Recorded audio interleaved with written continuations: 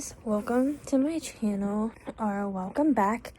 I got some new technology this week from my vocational rehabilitation agency here in Louisiana, which is an agency who serves people with disabilities who are in school, usually who are trying to get into college, who are in college, or employed or seeking employment. This is a United States type thing. I don't know how it is in other countries, but I've received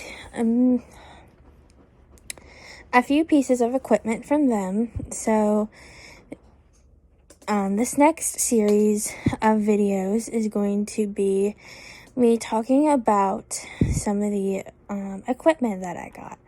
So in today's video, I thought we would do my first impressions of the Mantis Q40, which is a braille display and a full laptop keyboard. I'm going to explain it the best that I can. Oh, it'll just tell me that my iPad connected to it. Let me turn it back off. There we go. So this is a 40 cell braille display, and it has a QWERTY keyboard. That's why it's called the Q40, and it is made in combination between APH and Humanware.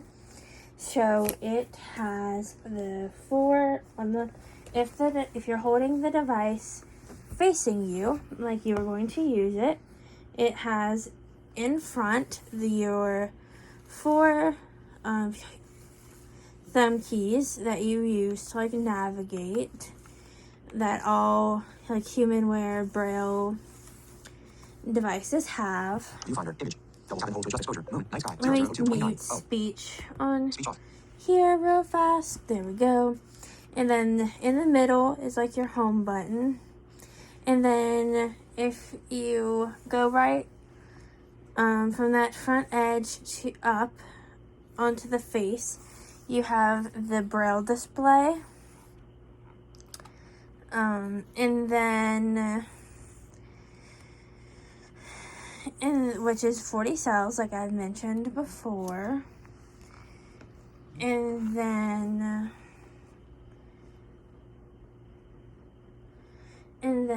you on the next thing is where, right above those cells, is your cursor routing buttons, which is where if you're in a document and you're editing, you can click on them. They're right above each cell.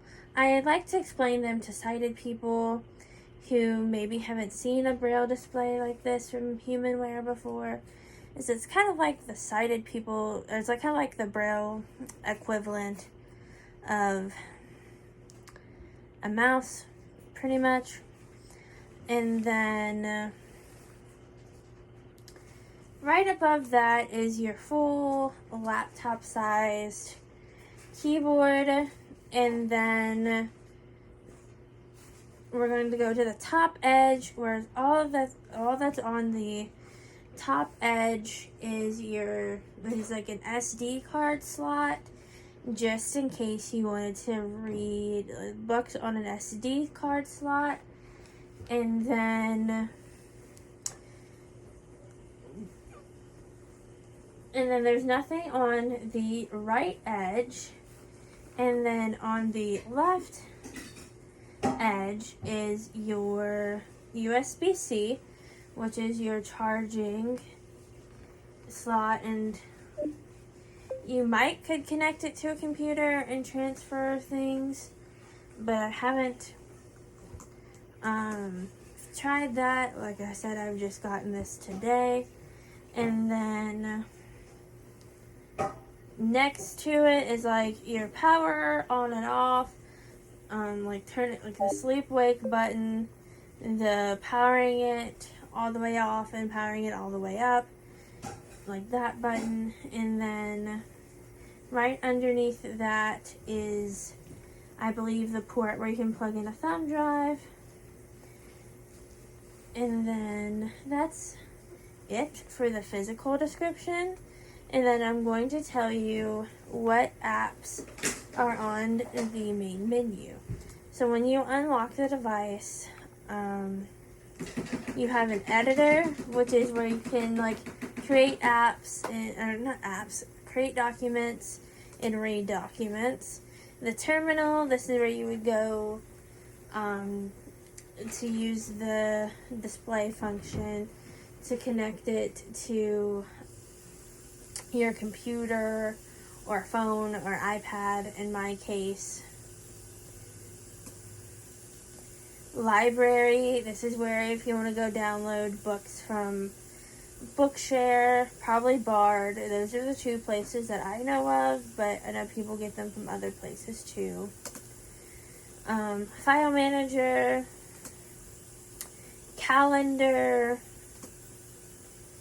your date and time.